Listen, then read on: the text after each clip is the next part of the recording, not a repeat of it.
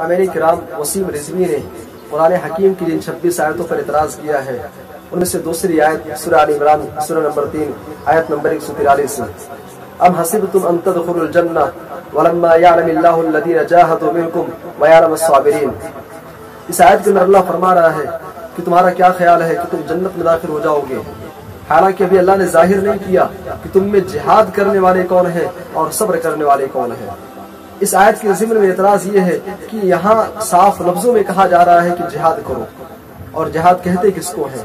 ہمارے معاشرے کے اندر، ہماری سوسائٹی کے اندر جہاد کی ڈیفینیشن کے حوالے سے عوام تو عوام ہیں، خواص کے ہاں ایک بہت بڑی غلط فہمی، ایک بہت بڑی جہالت پائی جا رہی ہے کہ جہاد کہتے ہیں تلوار لے کر کے لوگوں کی گردنیں مارنا۔ میرے بھائیوں، جہاد صرف تلوار لے کر کے گردنیں مارنے کا نام نہیں ہے، بلکہ اگر بندہ اپنے نفس کی اصلاح کرتا ہے یہ بھی ایک جہاد ہے، اپنے آپ کو برائیوں سے روکنا یہ بھی ایک جہاد ہے، شہوات پر کنٹرول کرنا یہ بھی ایک جہاد ہے، لوگوں کو بھلائی کی دعوت دینا، برائی سے روکنا یہ بھی ایک جہاد ہے۔ جہاد صرف تلوار لے کر کے لوگوں کی گردنیں مارنے کا نام نہیں ہے۔ اور رہی بات اس آیت کے اندر جو جہاد کی بات کہی گئی ہے، آپ جب قرآن حکیم کی اسٹڈی کریں گے تو آپ کو قرآن میں دو اصطلاحات ملیں گے، ایک قتال، دوسری جہاد۔ قتال یہ خاص ہے، جہاد عام ہے۔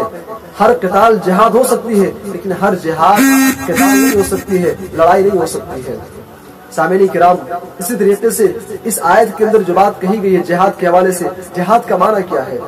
جب آپ تفسیر الماتور کی کتابوں کو اٹھائیں گے، چاہے تفسیر ابن کثیر ہو، تفسیر ابن طبری ہو، جس میں آیات کی تفسیر آیات کے ذریعے کی جاتی ہے، تو آپ کو سورہ بقرہ سورہ نمبر 2 آیت نمبر 214 آپ کو ملے گی، جس میں اللہ فرما رہا ہے ام حسبتم ان تدخلوا الجنہ ولما یاتکم مثل الذین خلوا من قبلکم۔ اللہ فرما رہا ہے کہ اے ایمان والو، تمہارا کیا خیال ہے کہ تم جنت میں داخل ہو جاؤ گے، حالانکہ ابھی تمہارے اوپر وہ حالات نہیں آئے ہیں، تمہارے اوپر وہ حالات نہیں آئے جو تم سے پہلی امتوں پر، تم سے پہلے جو لوگ گزرے ہیں ان کے اوپر آ چکے ہیں۔ اور ان کے اوپر حالات کیسے آئے تھے؟ آگے فرمایا مستہم الباسا، انہیں فقر و فاقہ لاحق ہوا، تنگ دستی کے شکار ہوئے، وہ ذرہ، ان کے اوپر مصیبتیں آئی تھی، پریشانیاں آئی تھی، اسی طریقے سے وزلزلوا، ان کو زلزلوں کے ذریعے سے ہلا دیا گیا تھا۔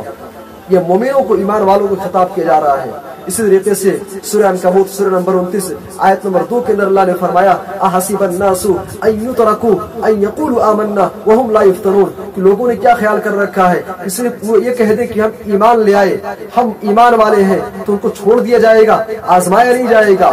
میرے بھائی اور دوستو، سورہ آل عمران کی اس آیت میں ام حسبتم ان تدخلوا الجنہ ولما يعلم اللہ الذین جاہدوا منکم ويعلم الصابرین، اس آیت میں اللہ نے دو باتیں کہی ہیں۔ پہلی بات تو یہ ہے کہ تمہیں ابتلا و آزمائش کے ادوار سے گزرنا پڑے گا، مصیبتوں اور پریشانیوں کی بھٹی میں تمہیں تپنا پڑے گا، اور جب ایسے حالات آ جائے تو وہاں پر صبر کا مظاہرہ کرنا ہے۔